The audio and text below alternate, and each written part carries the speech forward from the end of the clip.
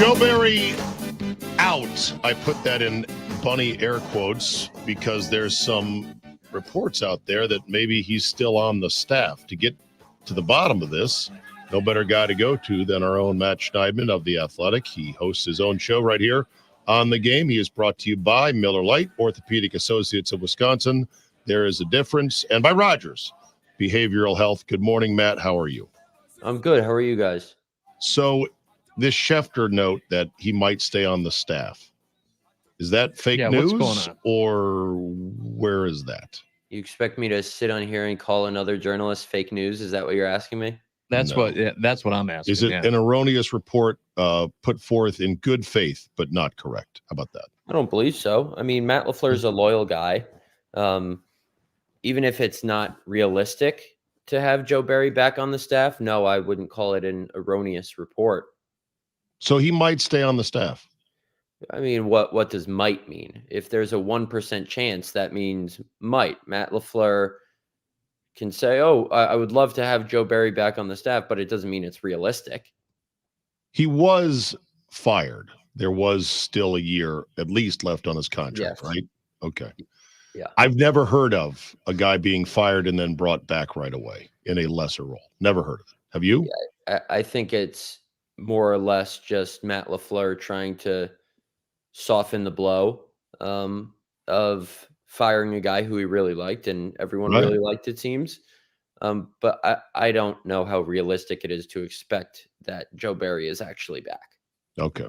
So I guess we can say it's not realistic he'll be back on the team. I would imagine that. Yeah. Okay. There you go. All right. So All right.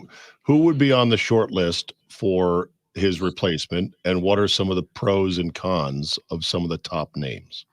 Yeah, that's what we got to figure out right now. I have no idea what Matt LaFleur's looking for. I was going to reach out to him today and maybe try and get an idea, but is he going to want someone who runs the same system? Is he going to want an older guy, a younger guy?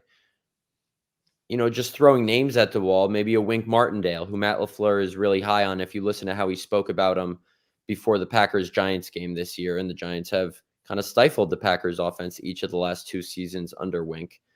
You could look at, I know everyone wants to talk about Jim Leonard. I don't know how realistic that is.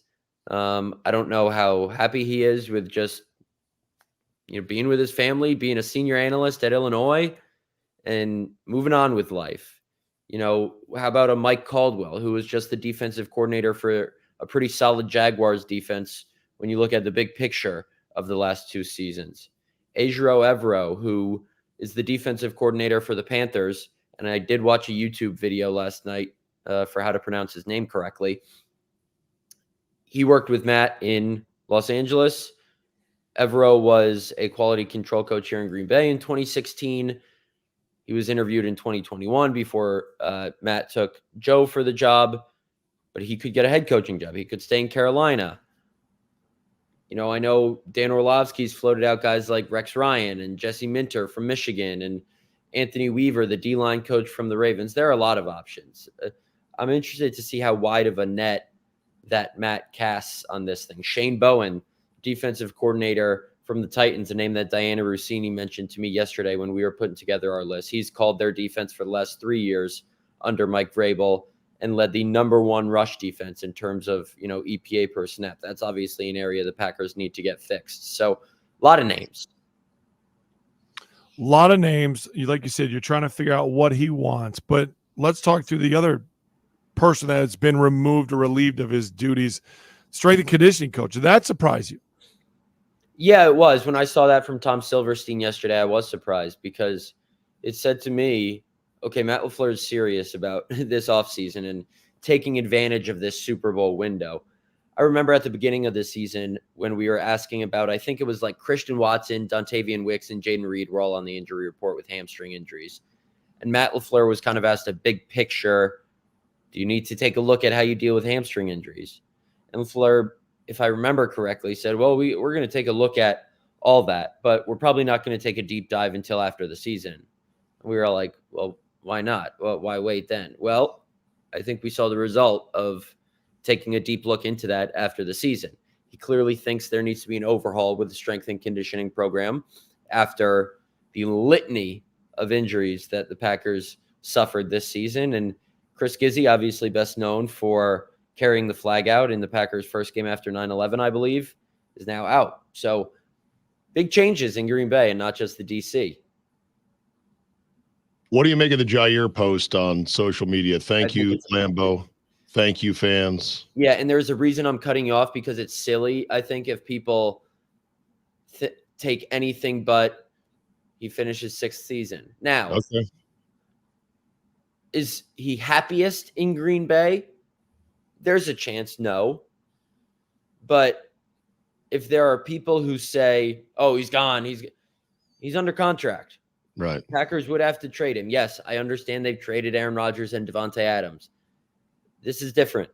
It's not a Devontae Adams situation where Devontae wanted to be the highest paid player at his position in NFL history. Packers already made Jaire that, and he still is that. So do I know exactly what Jaire Alexander is thinking? I would be a fool to say I did. But all I'm saying is I wouldn't have the first conclusion I jumped to be he wants out. He's saying, perhaps I finished my 6th year. Thank you, God, for getting me there. Appreciate everyone who supported me. Is there a chance he's saying that might be my last game as a Packer? There's a chance he might think that. It ain't happening, though. Because guess what? Even if he wants out, which, I mean, if Joe Barry was the problem, then he's fine now. If there was more to it, then maybe he requests a trade at some point this offseason. But it takes two to tango. Brian Gutekunst has to trade his highest paid player on, well, not his second highest paid player on defense, which I don't see why on God's green earth he would do that. Sure. Is he tradable at his number, Jaire? It would cost the Packers in cap space. It's not something like, for example, David Bakhtiari, if they cut or trade him before June 1st, it frees up $21.5 million in cap space. Frees up. For Jaire, it costs them about $4 million. So right. They would lose money in cap space by trading him. And it just doesn't make sense, because who else do they have to play corner? Eric Stokes, you can't trust him. Right. You don't have Rasul Douglas anymore. Carrington Valentine, do you want him to be a long-term starter, or did he have to play because you traded Rasul Douglas? Right. If you draft someone, who knows if they're ready to play right away? Like, you have to keep Jaire Alexander. Right. Is Bakhtiari tradable? My feeling is no. I don't think so, because teams know you're just going to cut him if you can't trade him. Yeah. So I don't know if they're going to cut him, correct? Yes. I would be stunned. I would say there's a 99.9999999% chance they cut him. If they can get something in a trade, they'll trade him. I should say there's a 99.9 repeating chance they move on from him. I'll put it that way. Sure. Anyway, the Jets get involved. Of course, there's always a chance the Jets get involved. If Aaron Rodgers says, "Hey, I want David Bakhtiari," of course the Jets will get involved. Okay. Yeah. Aaron could help us one last time. That's all I'm saying. I mean, let's go. But like, what could the Packers get in return? I don't think it's not a third round pick. Like, right. It would be a late round but anything, pick. right? Go get a 7th, possibly, whatever. But everybody knows it's yeah. But at that point, you might as well do right by the guy who's given you 11 years. Sure. He's a bona fide lock to be a Packers Hall of Famer. Let the guy choose his next destination. Yeah. Matt, I wanted to go back to something you said about LaFleur, and he's taking this offseason very seriously after you see the firings of Joe Barry and Gizzi and everything. Mm-hmm. Why are we seeing this now but not during the season? Because I thought about that too with when they were bringing in. They already said they're bringing in a kicker to challenge Carlson, and I'm going, okay, so now that the season's over, now you're willing to admit and move on from all the things that the fan base was pointing out all season long. But now that the season's over, why is it that you think that Matt LaFleur didn't want to do that during the season? Yeah, I wouldn't say they're moving on from Carlson, just bringing in like an extra leg. And look, that might not even be the leg that competes with him during the offseason training camp. Yeah. If we're talking strictly about the Chris Gizzi and Joe Barry situations, I'll point to a quote that Matt LaFleur said on Monday when he was asked about how he kind of keep this season from unraveling in some of the low points. And he basically said, I'm paraphrasing here, how can we expect the guys to stay together if we as coaches don't stay together?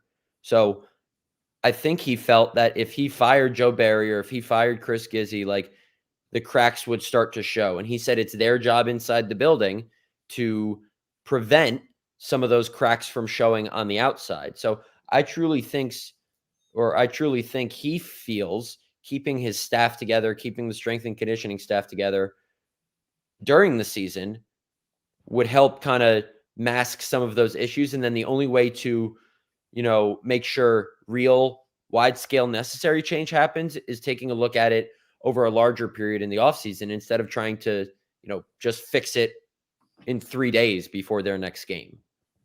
Yeah, the kid they bring in with no guarantee that he's going to be around even when camp starts, former Bulldog Jack Podlesny, who did win Special Teams Player of the Year in the SEC after making 26-31 field goal attempts, but then missed 2 field goals in the playoff win against Ohio State. Not good from long range either.